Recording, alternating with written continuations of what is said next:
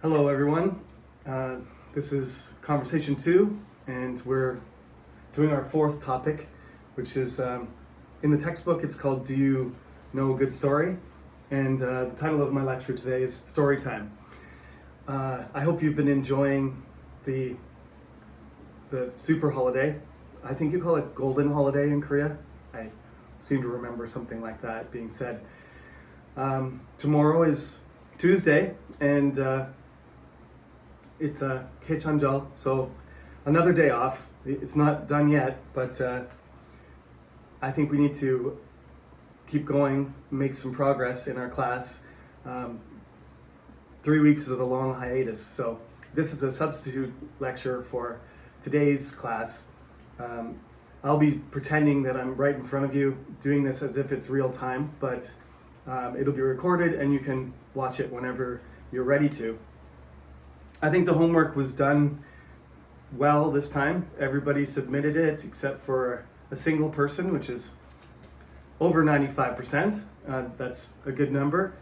And I haven't looked at all of them yet, but it seems like everybody's got the idea of what is expected in terms of the homework and how to prepare for the interview. So that's what I'm going to focus on today, because you can read the textbook yourself.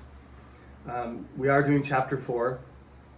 I'm going to talk about the types of stories you can tell and what the value of telling stories is and what choices you have when you're going to answer this question on the midterm. I did neglect. I noticed another type of story that I didn't include there, which is actually in the chapter. Needs to be added on the board. Just noticed that now, but as I said, this is not a professional studio, and I'm not actually a YouTuber. I'm just your lecturer. So don't expect high production values or editing of any kind. There's no infographics. I don't have time to do that kind of stuff. It's a one-man show. So we'll just keep going. No matter if I make a mistake or something, or I can't remember, or I disappear off the screen for a second, it'll be just like it is in class. You can just wait for me to resume. Okay? So, telling stories. I remember when I was in undergrad, when you were born. I started in 2000, so 23 years ago. I had a class. I was actually in third year, so I guess it was 2002. I had a class called Middle English, and a professor of mine chose to teach the class basically by relating interesting stories that tied into the text that we were studying. This included Piers Plowman and Chaucer, Sir Gawain and the Green Knight, the most famous. We did Beowulf too, which is an old English thing. But basically it's very old. It's English that's 700 years old. And so you can kind of figure out some of the words and what they mean. There's a lot of phonetic spelling and dialect in it. So it's interesting to study, but it's very difficult to understand. So she related all these stories to help us access these medieval texts. And she told all these stories. Some of them were her own stories, her own experiences, because she had lived and studied in England and gone to Scotland, the United Kingdom, to castles and monasteries and churches and all those kind of things. And some of them were legends, like basically King Arthur type stories, Robin Hood, King Arthur, the Round Table, those kind of things.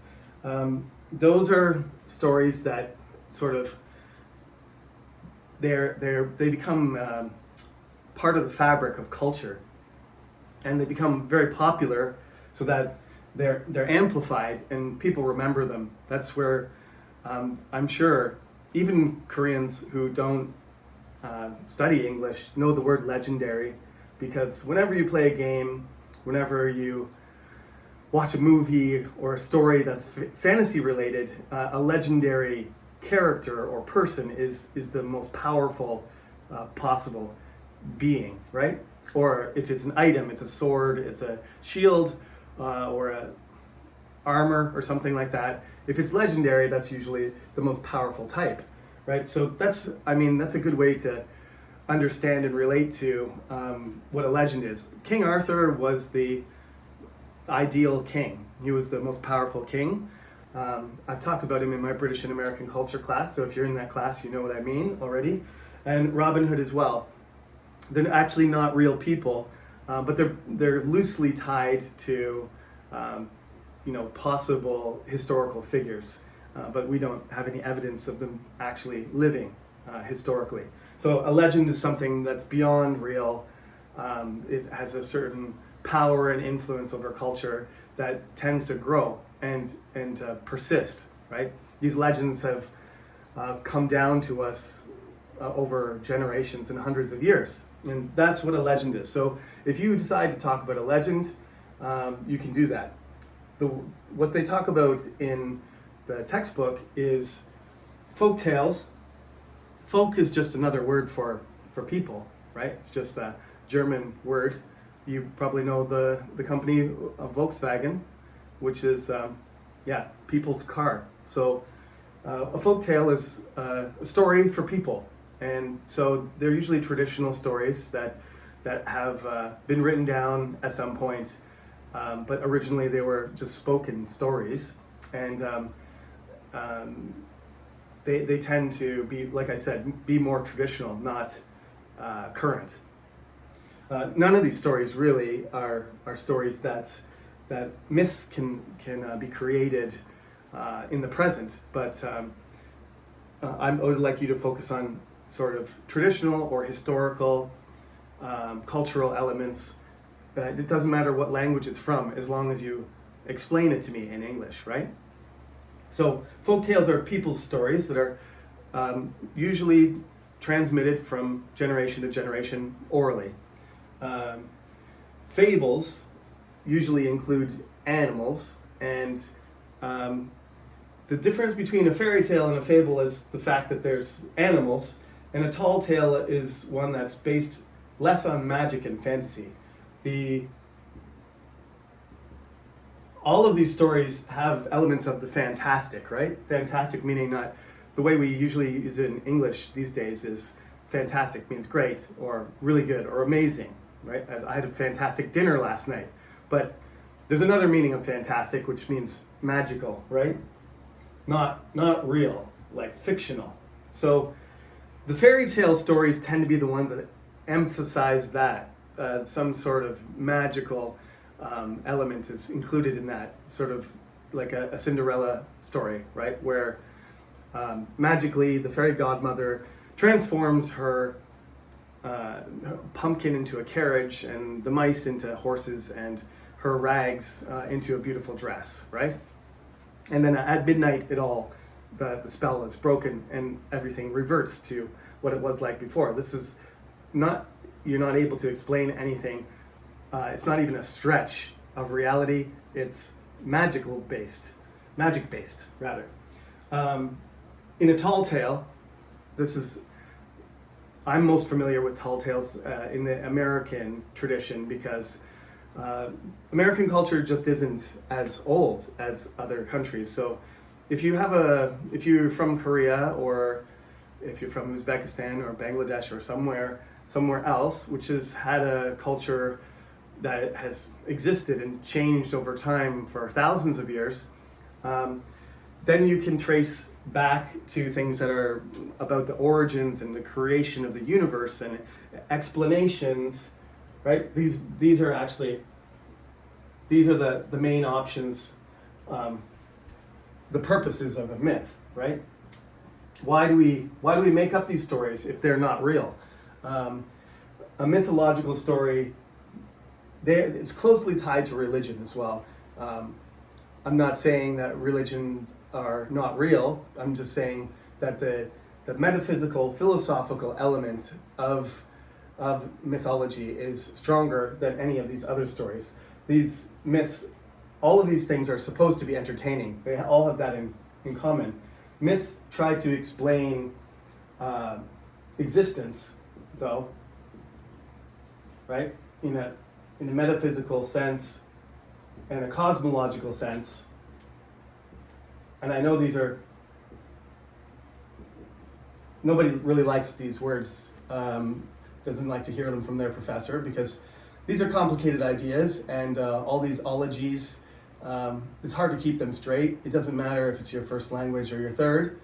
But metaphysical basically means the explanation for existence. Why are we here? Why do we exist? How do we know things?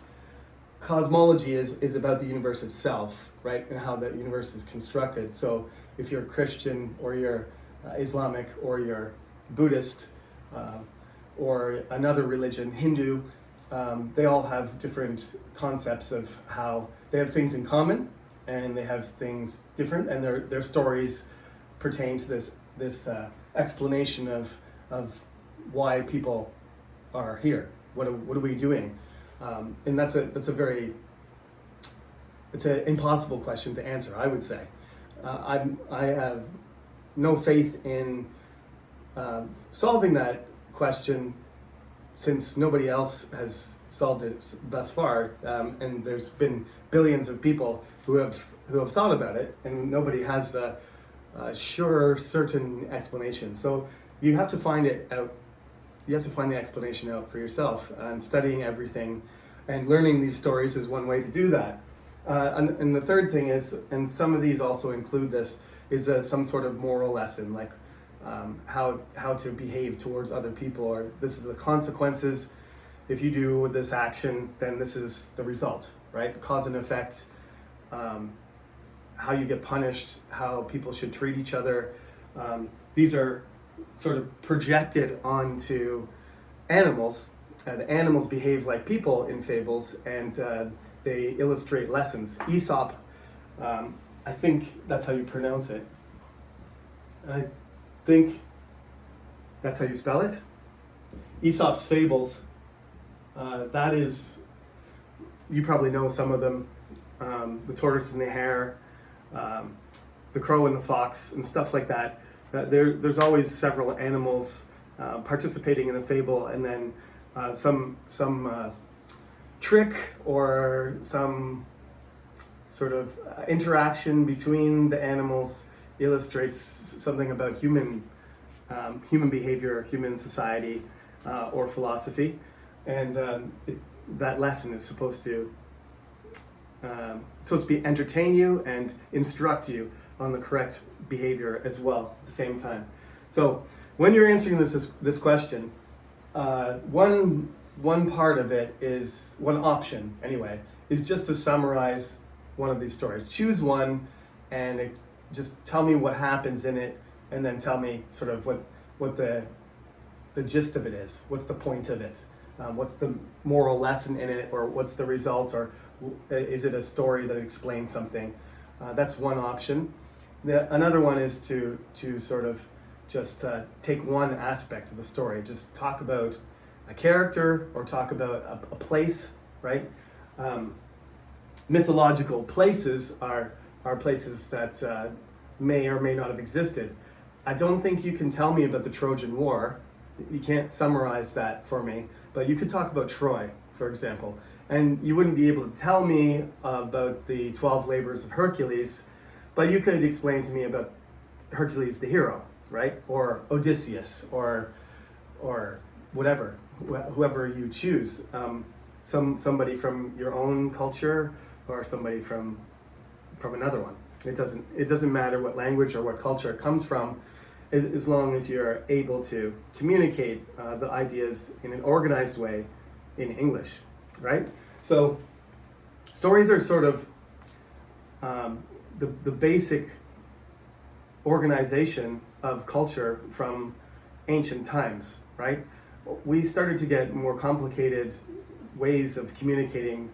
Eventually we developed the essay, which is also a class that teaches how to write an essay, and none of these things are as strenuous or as demanding as an essay is. Instead, it's sort of a natural thing just to tell somebody how things are going, or how things, I should say, nothing, how things are going or how things went, right? It's more likely that you'll use the past tense for the entire thing if you're talking about a story that's an old story. Whether you're talking about yourself or you're talking about somebody else, or you're talking about last week or 1,000 years ago, you're still going to just use the past tense to narrate the story. So you can play the narrator if you like, but you only have 2 minutes, so you're going to have to skip a lot of the details and just focus on the most important things. Korea has a lot of folk tales and fables. There's various stories that are related to morality and the consequences of misbehaving in society. That happens frequently.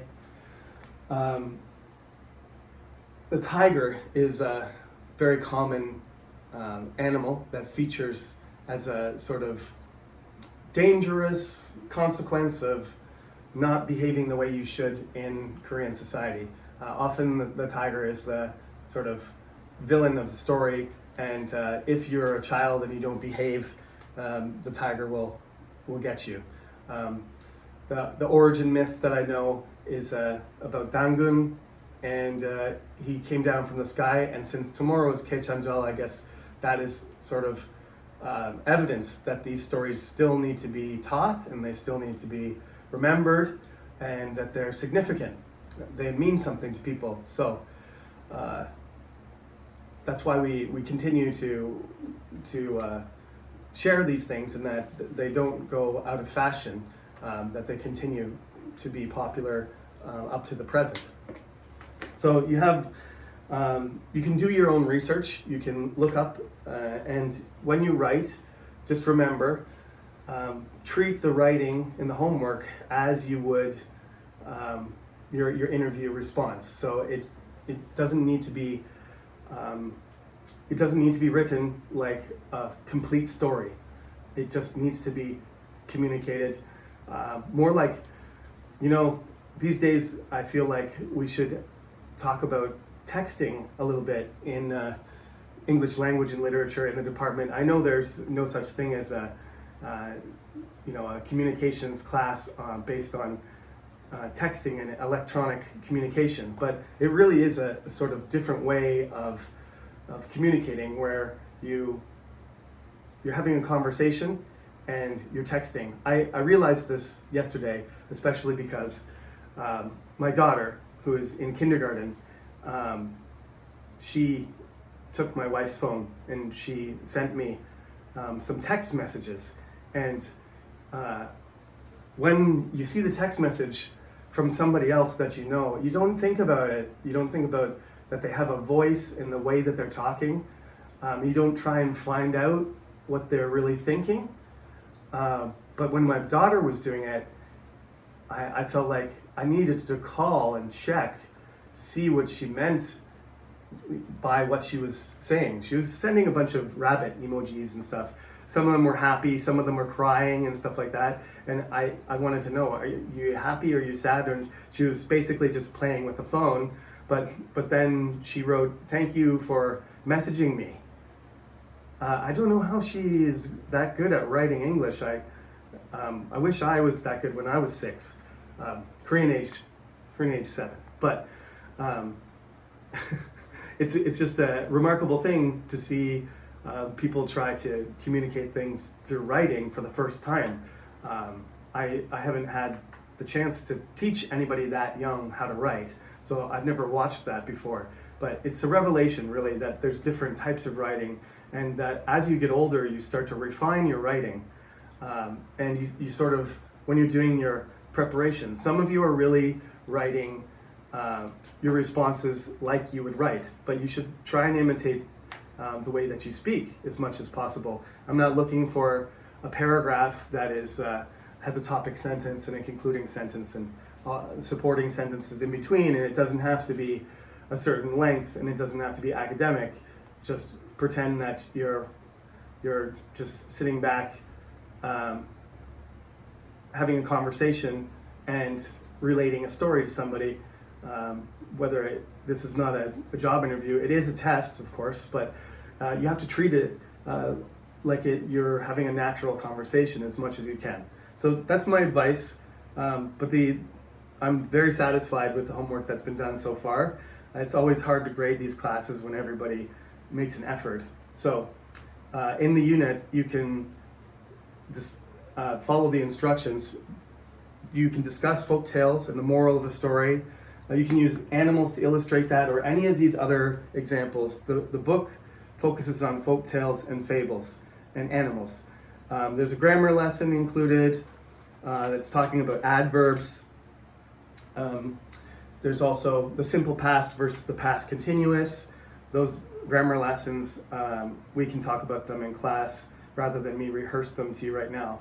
But remember, when you're talking about the details of a story, just like I tell you when you're trying to write, you should think about who is in the story, what's happening, where people are, or where the characters are, when it's happening, why it's happening, and how. If you have satisfied all of those questions, if you've done it to my satisfaction, is what I mean, to the degree that is expected, then you've got a good, complete answer, and that's the most important thing, to have a complete answer. Okay? So, this is homework for next week, and I will record one more lecture because next Monday is Hangul Day, and as usual, you can, well, not as usual, but you can, it will be as usual for 2 weeks. I'm relapsing to my COVID days.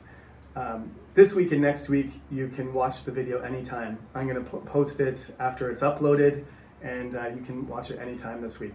Thank you for tuning in, and I will see you in 2 weeks in class. Please keep up to date on your lectures and do your homework in the meantime. Talk to you in another week.